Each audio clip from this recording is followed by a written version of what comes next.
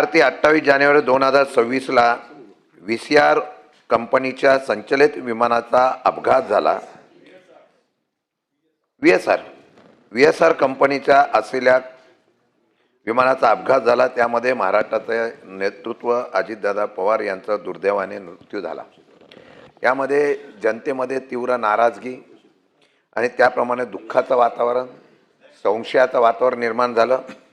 ज्या अर्थी या विमान अपघातानंतर DGCAच्या विशेष सुरक्षा तपासणीत मान्यता प्राप्त सुरक्षा प्रतिक्रियेतील पद्धतशीर उल्लंघन व विमान देखभालीतील गंभीर त्रुटी सिद्ध झालेल्या असणे आणि ज्या अर्थी ही केवळ वेगळी चूक नसून मानवी जीवितास गंभीर धोका असल्याचे माहीत असूनही जाणून बुजून निर्णय घेण्यात आलेला असणे, ज्या अर्थी DGCAच्या अधिकृत कागदपत्राच्या आधारे संबंधित अधिकारी आणि कंपनीवर सदोष मनुष्यवधाचा गुन्हा दाखल करण्याच्या बाबतीमध्ये खून निष्काळजीपणामुळे मृत्यू गुन्हेगारी कट या आरोपाखाली FIR नोंदणी करावी अशी मागणी, FIR घेण्यात झालेला नकार, या विमानाचा अपघात झालाय त्यात घातपात असे अशा प्रकारचा संभ्रमावस्था जनतेमध्ये असणे या संदर्भात मी स्थगन टाकलेला आहे।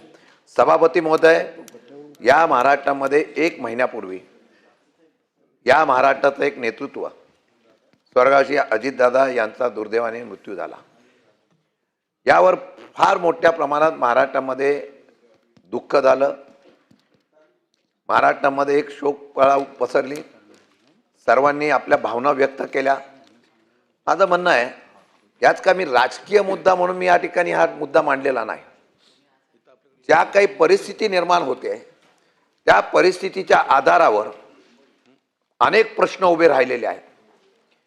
या असलेल्या राज्यामध्ये अनेकांनी वेगवेगळ्या प्रकारच्या शंका उपस्थित केल्या आणि या शंका उपस्थित करत असताना सभापती महोदय, काल रोहित पवार असतील, अमोलजी मिटकरी असतील, अनेक लोकांनी या असलेल्या अपघाताबद्दल संशय व्यक्त केला।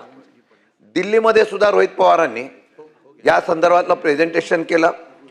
सभापती महोदय, माझे काही प्रश्न इथं आहेत। या प्रश्नाच्या संदर्भामध्ये या ठिकाणी CID चौकशी करण्याच्या बाबतीमधली भूमिका जाहीर केली गेली। नंतर सर्व शिष्टमंडळ भेटलं, हसन मुश्रीफ साहेब सुद्धा भेटले, सुनेत्रा वहिनी भेटल्या, सगळ्यांनी CBI चौकशीची पण मागणी केली आणि CBI चौकशीची मागणी केल्यानंतर सद्य परिस्थिती काय याच्या संदर्भामध्ये प्रश्न निर्माण होत असताना या शंकेला एक कारण उभं राहू शकतं अशा प्रकारचा निर्णय DGCAच्या अधिकृत या असलेल्या यंत्रणेने केलेला आहे। त्यांनी या असलेल्या VSR कंपनीच्या 4 विमानांना बंदी घातली आणि आजच मी बघितलं हेमंतराव की आपले उपमुख्यमंत्री एकनाथजी शिंदे साहेबांनी आणि त्यांनी ठरवलेलं आहे की याच्या पुढे VSRच्या कुठल्याही कंपनीचं हेलिकॉप्टर आणि विमान वापरायचं नाही। हे परत शंकेला पुष्टी जोडणार आहे। त्यांनी सुद्धा ही शंका व्यक्त केलेली आहे। याचा अर्थ DGCAने जो आतापर्यंत आरोप प्रत्यारोप होत होते, पण ज्यावेळेला एखाद्या कंपनीवर कारवाई करण्याचा निर्णय घेतला जातो त्यावेळेला या शंकेला पुष्टी येते आणि हे महाराष्ट्राच्या जनतेला, हे या असलेल्या राज्याला, या विधिमंडळाला कळावं ही माझी प्रामाणिकपणाची इच्छा आहे। कारण हा मृत्यू नैसर्गिक किंवा अपघाताने झाला मी समजेल, पण अनेक शंका एखाद्या कंपनीवर कारवाई करण्याच्या बाबतीमधली भूमिका झाल्यानंतर उभे राहिलेल्या असतील, त्याच्यामध्ये हे येणं गरजेचं असल्यामुळे काही शंका या ठिकाणी उपस्थित मी केलेल्या आहेत। त्यामध्ये जर आपण बघितलं तर काल FIR नोंद करायला गेलेला, आज जर नियम बघितला FIR नोंद करण्याच्या संदर्भामध्ये भारतीय नागरिक सुरक्षा संहिता 2023च्या कलम 173(1) नुसार गुन्ह्याची माहिती मिळाल्यानंतर पोलीस अधिकाऱ्याने तपास सुधार करणे याप्रमाणे FIR नोंदणी करणे बंधनकारक आहे। आज कुठेही, त्यात पोलीस स्टेशनमध्ये नव्हे तर कुठेही FIR नोंद केला पाहिजे आणि तो FIR ज्या ठिकाणी आहे तिथे तो हस्तांतरित केला पाहिजे। असं असताना काल त्या ठिकाणी रोहित पवार असतील, अमोल मिटकरी असतील, अनेक सदस्य या FIR नोंद करण्यासाठी गेले असताना तिथं FIR नोंद करून घेतला नाही।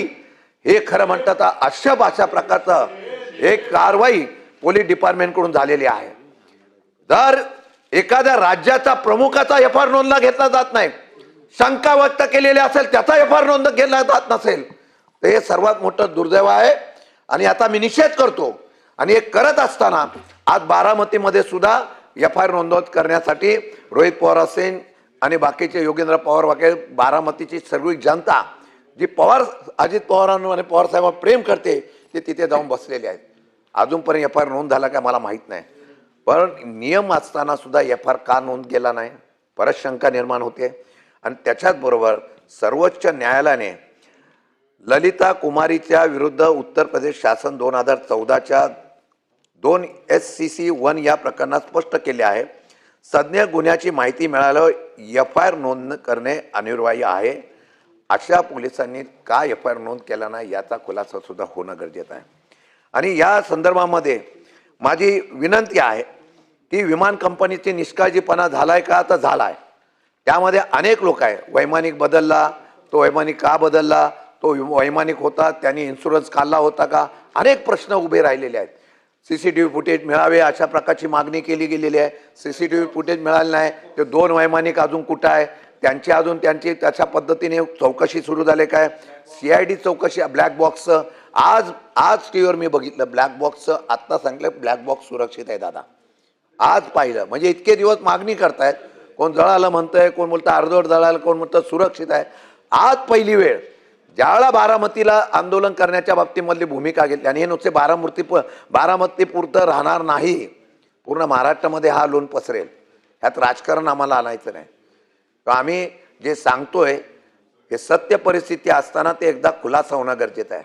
दादा इथं आपण CIDची चौकशी करण्याच्या बाबतीमध्ये राज्य सरकार निर्णय घेतलाय. 28 जानेवारी 2026ला बारामती विमानतळावर अपघात झाल्यानंतर 4 जण अजितदादांसकट मृत्यू झालेले आहे. आता त्यांची बॉडीगार्ड होता, त्यांची परिस्थिती, जो वैमानिक होते त्याच्या सहवैमानिक होत्या त्यांची पण परिस्थिती, त्यांच्या कुटुंबांनी सुद्धा शंका व्यक्त केली आहे. नुसती महाराष्ट्रातल्या ह्या लोकांनी आम्ही केली नाही, त्यांच्या कुटुंबांनी पुन्हा शंका व्यक्त केलेली आहे. असं असताना आता पुणे ग्रामीण पोलिसांकडून महाराष्ट्र CIDकडे वर्ग करण्यात आला असला तरी तशा प्रकारचं या ठिकाणी कोणती अधिकृत निवेदन किंवा तपासाविषयी माहिती जाहीर करण्यात आलेली नाही. नंतर आपण CBI चौकशीच्या संदर्भामध्ये या राज्याचे मुख्यमंत्री यांनी विनंती केंद्र सरकारकडे केलेली आहे. केंद्रीय गृह मंत्रालयाने या संदर्भात कोणत्याही प्रकारची स्पष्ट भूमिका केलेली नाही की CBI चौकशी स्वीकारली आहे, आम्ही चौकशी चालू करतोय, अधिकारी अमुक नेमले, त्यांचा अहवाल इतक्या दिवसात येईल. या संदर्भामध्ये सुद्धा कुठल्याही प्रकारचं या ठिकाणी निर्णय दिलेला नाही. भारतीय नागरिक सुरक्षा संहिता 2023 अंतर्गत 0 एफ ची संकल्पना मान्य करण्यात आलेली आहे आणि अशा प्रकारची गुन्ह्याची माहिती पोलीस स्टेशनना देण्यात येते. मग मला एकच म्हणण्यात असं आहे की आज या ठिकाणी या असलेल्या ॲक्सिडेंटच्या बाबतीमध्ये ज्या काही तांत्रिक चुका त्या पद्धतीने झालेल्या आहेत, कंपनीवर कारवाई झालेली आहे. नुसती कंपनीची विमानं रद्द करून चालणार नाही. त्याच वेळेला जर या असलेल्या कंपनीच्या या विमानाची ऑडिट, मी कालही काही ठिकाणी बोललो की जर आपण बघितलं तर आमच्याकडं गाडी रिन्युएशन केल्यानंतर RTOला गेली तरी त्याचा RTO ट्रायल घेतं. एवढंच नव्हे तर ज्या वेळेला एअर इंडियाच्या विमानाचा अपघात झाला तेव्हा एअर इंडियाचे अनेक विमानं रद्द करण्याचा निर्णय सुद्धा या ठिकाणी घेण्यात आला. एवढंच नव्हे तर वैमानिकांनी किती तास ड्युटी करावी याच्या संदर्भातली नियमावली झाल्यानंतर सुद्धा या देशातली इंडिगो यंत्रणा बंद पडल्यानंतर देशाची विमान वाहतूक ठप्प झाली. हे जिवंत ताजं उदाहरण असताना सुद्धा अशा प्रकारच्या खाजगी विमानांना परवानगी देताना त्याच्यामध्ये गुंतवणूकदार कोण आहेत, जे केंद्रामधले बडे व्यक्तिमत्व आहेत त्यांनी याच्यामध्ये गुंतवणूक केली म्हणून खास बाब म्हणून अशा कंपन्यांना सूट दिली का, आणि ती सूट देत असताना असभ्य अशा प्रकारचा दुर्लक्षपणामुळे हा अपघात झाला का, आणि तो अपघात झाला का घातपात झाला याच्याबद्दलचा शंका उपस्थित केल्या. त्याचा अद्यापही क्लेरिफिकेशन आलेला नाही, अजूनही त्याचा खुलासा कोणी केलेला नाही. आणि हा खुलासा होत नसल्यामुळे महाराष्ट्रामध्ये एक संशयाचा संभ्रमाचं वातावरण आहे. हा राज्य शांत राहावं म्हणून आदरणीय पवार साहेबांनी त्या असलेल्या घटनेच्या दिवशीच हा अपघात झाला अशा प्रकारचं जाहीर केलं, कारण त्यावेळची परिस्थिती ही वेगळी होती. शोकाकुल होती, भावनात्मक होती, लोकांमध्ये उद्रेक होता. लाखो लोक महाराष्ट्राच्या कानाकोपऱ्यातून आलो. वेळेची समयसूचकता बघून पवार साहेबांनी ज्यावेळेला तो निर्णय सांगितला, तो महाराष्ट्रातल्या जनतेला शांतता राहावा म्हणून. परंतु आज ज्या प्रकारे त्या दिवसानंतर प्रकरण एक एक अशा प्रकारचं होत आहे, त्याला पुष्टी देणार हे काय? आणि आम्हाला साहजिकच आहे, या सदनाच्या माध्यमातून या महाराष्ट्रामध्ये आणि देशामध्ये आम्हाला हे काय झालंय नक्की कळणं गरजेचं आहे. एकही त्यानंतर फक्त CID चौकशी डिक्लेअर झाली, त्याच्यानंतर काय झालं कळलेलं नाही आहे. CBI चौकशी सुरू झाली, त्याच्यावर काय झालं कळलेलं नाही आहे. म्हणून पुढे या असलेल्या चौकशीचं काय झालं, चौकशी सुरू झाली का नाही, हे पण आम्हाला अद्यापपर्यंत कळलेलं नाही. म्हणून सभागृहाला आमची विनंती आहे की सगळी चर्चा बाजूला ठेवावी, हा स्थगन स्वीकारावा आणि या स्थगनाच्या माध्यमातून महाराष्ट्राच्या जनतेला कळून द्यावं की अजितदादाचा मृत्यू अपघाताने झाला का घातपाताने झाला, हे कळणं गरजेचं असल्यामुळे एक महाराष्ट्राचा नेता, कर्तृत्वान नेता या सभागृहामध्ये आणि खालीवरती आम्ही सर्वांनी महाराष्ट्रामध्ये देशामध्ये श्रद्धांजली वाहिली.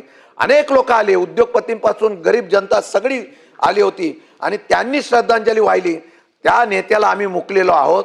जर आम्ही खरोखर मनापासून श्रद्धांजली वाहिली असेल तर त्या नेत्याचे असलेलं जाणं हे क्लेशदायक असल्यामुळे याची चर्चा घेणं गरजेचं असल्यामुळे माझी विनंती आहे की सभागृहातलं सगळं कामकाज बाजूला ठेवून ही चर्चा स्वीकारावी आणि सरकारच्या वतीने याचा खुलासा होणं गरजेचं असल्यामुळे माझी सभापतींना विनंती आहे की हे गांभीर्य आहे आणि गांभीर्याचा विषय असल्यामुळे तो तुम्ही नाकारू नये. तुम्ही तो नाकारला तर वेगळ्या प्रकारचा मेसेज बाहेर जाईल. माझी विनंती आहे की ही चर्चा आपण स्वीकारे. वेळ कधी ठरवा आणि वेळ ठरवून आम्हाला सांगा की ही चर्चा आम्ही स्वीकारतो आणि त्याप्रमाणे ही चर्चा स्वीकारे अशी आम्हाला तुम्हाला विनंती आहे.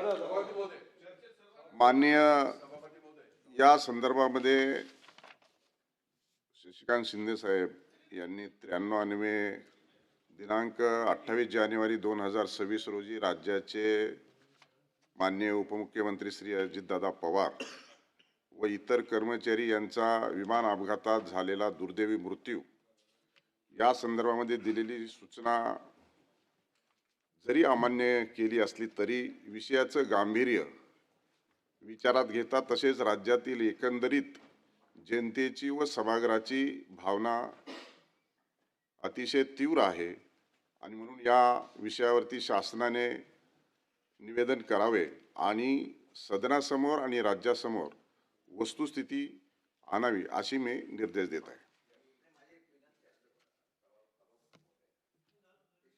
निवेदन करेल एकच मिनिट निवेदन करेल शासन, त्याच्याबद्दल नाही.